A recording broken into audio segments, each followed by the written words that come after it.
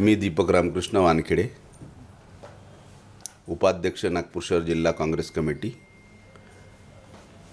मी काँग्रेस कमिटीद्वारा व वानखेडे परिवाराद्वारा नवीन वर्षाच्या सर्वांना हार्दिक शुभेच्छा देतो। तसेच गेलेला काळ फार दुःखाचा गेलेला आहे।